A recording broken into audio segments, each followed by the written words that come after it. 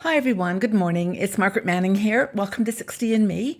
Thank you so much for being here this morning. I just hope you're having a great day wherever you are. And I've got started early this morning. It's been lovely and sunny here. Summer is here, but maybe you're watching this in a climate where it's a bit wintry, like in Australia. So apologies for talking about the heat.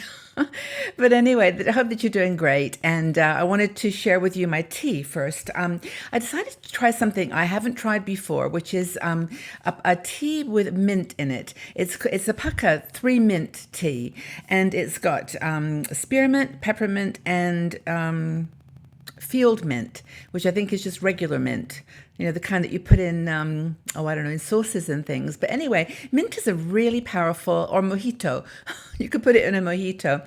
Anyway, it's a 3 mint tea, and it's actually very nice. And I hope that you're enjoying a cup of tea or coffee as well, and just relaxing, just taking it easy today. Whatever you've got to do. Maybe you've been to work though already and you're just now unwinding for the evening. So just wherever you are in this world, know that you're not alone, that there's women like us over 60 everywhere on the planet.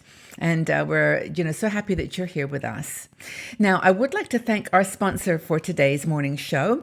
It's Puritan's Pride. We love talking about healthy living. And if you go out to the Puritan's Pride website, you can see how finding a balanced nutrition regime can help you get the most out of life in your 60s.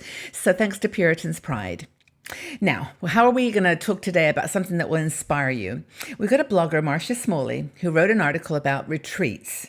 And I used to take retreats all the time, but taking just a week or so off and going somewhere. Haven't done that in ages. Now, I think a lot of it goes back to this whole kind of lifestyle value system that I had, maybe you too, where your every minute has to be productive. Where you say, if I go away, like the world is going to kind of fall apart. Like, what are people going to do without me? Guess what?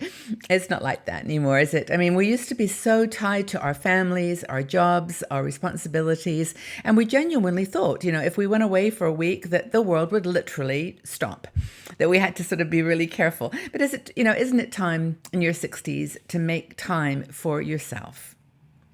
Now, a lot of people do kind of staycations where you stay at home and you just sort of potter about the house and do your gardening and just do things that are of interest to you to make you feel relaxed and well. And sometimes that's enough, but I still find when I'm there, you're still doing chores, shopping, getting the food, doing the routines that keep your mind in a routine. Keep your mind in a groove.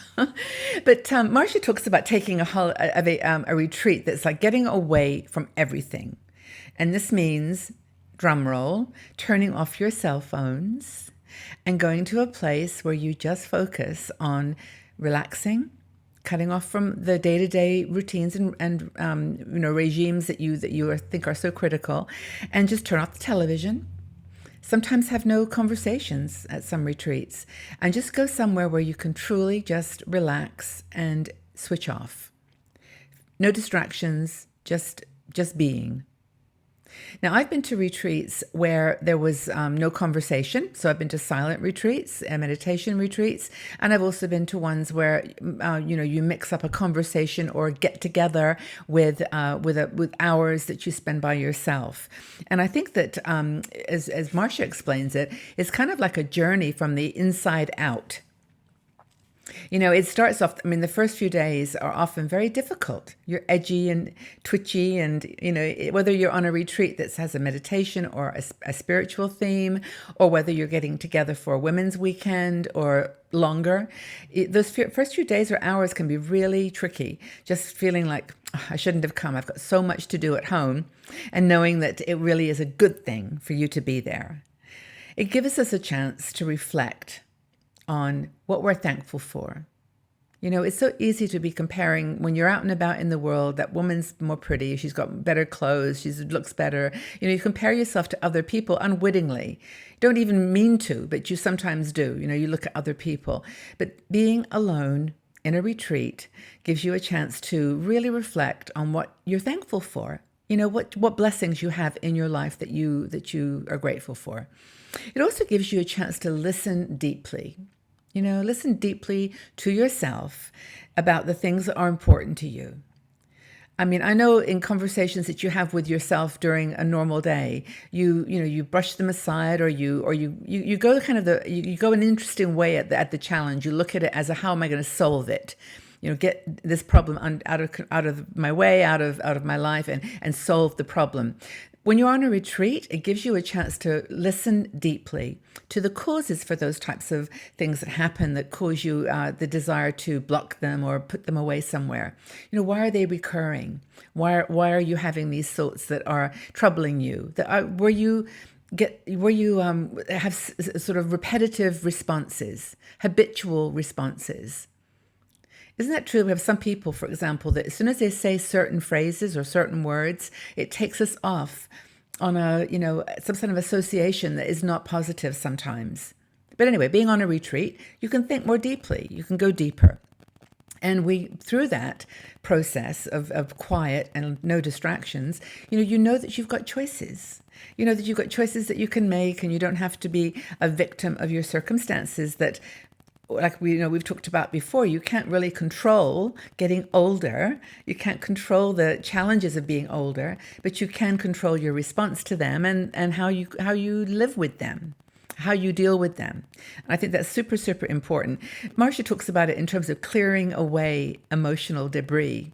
I'm kind of doing a sweep, getting everything, not just under the carpet this time, but out in the open, and gets it all cleaned up. And it gives you courage. Through that analysis and through that deeper reflection, it gives you the courage to maybe make some changes. Let some people go, let some situations change, move on, maybe figuratively, maybe just literally, or other way around, maybe literally. And, you need to make a move to your physical location or your job or something that's just been on your mind. A retreat can give you that pause, that moment where you can think carefully about what you want. So, maybe it's time to let go of a relationship or a friendship that is not helping or not productive. People change. We change. And maybe just time to let some things go. It also gives you time to alter your outlook. I mean, we have a lot of unconscious biases sometimes, things that we respond to automatically without really thinking about it, and give ourselves permission to linger on a thought. Reflect on a situation or an engagement that led somewhere that you really didn't particularly want it to go. And, just reflect on why that happened. And sometimes in the world, there's, we're sometimes 50-50 split on opinions. If you have 50% of the people who have a different point of view as you, well, on a retreat, you have time to maybe just stop for a second and see their point of view and accept it. Not agree with it, but maybe just accept that there's a common destination that you're both going, but that somehow the way you're getting there is a little different. I think it's super important. Another thing to say is don't have to do this alone. Now, unless you're going on a solitary retreat where you go and lock yourself away in a place and don't see anybody else, there's actually, in some retreats, most retreats, a leader and someone who you're there who can talk to you, and other people that have made the decision to be at this retreat at the same time, and you accept the support. For once, just accept support from someone else. When you're at home dealing with all these challenges that you face, you sometimes don't want to bother anybody. You don't want to bother your friends or your family. You just want to just keep it all calm and just move on. And when you're in a retreat, that's the place. That's the place to say, I really would like your opinion on this. Have a cry. Just have a hug.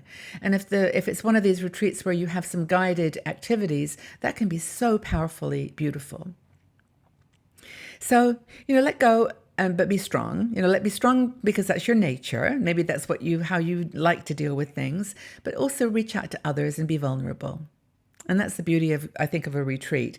Now, Marcia says something which I think is important to say in closing, and that is coming back from a retreat or a time of solitary reflection can be tricky, because you come back and you feel relaxed and calm, and you don't want to have any more of the things you were trying to, resolve.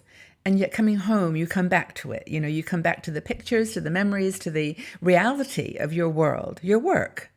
But focus on the people that you love and that you've missed. Take the attention away from the things that perhaps you want to change and focus on the things that you have and how grateful you are. Love the things that you have. Super important as you come back and you are going in that transition between the retreat and and real life.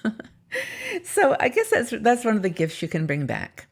I really would love to know, have you been on a retreat recently or ever that where it really made an impact in your life? What kind of retreat did you go on? And what kind of gifts did you receive? Leave your comments in the section below. Let's have a chat.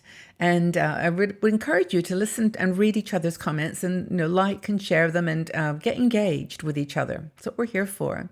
This is what the 60ME community is all about. So please help each other out. We're on this journey together, as I say very often. So take very good care of yourselves, everybody. Have a really great day and tell us, have you been on a retreat recently? And what were the gifts that you brought back?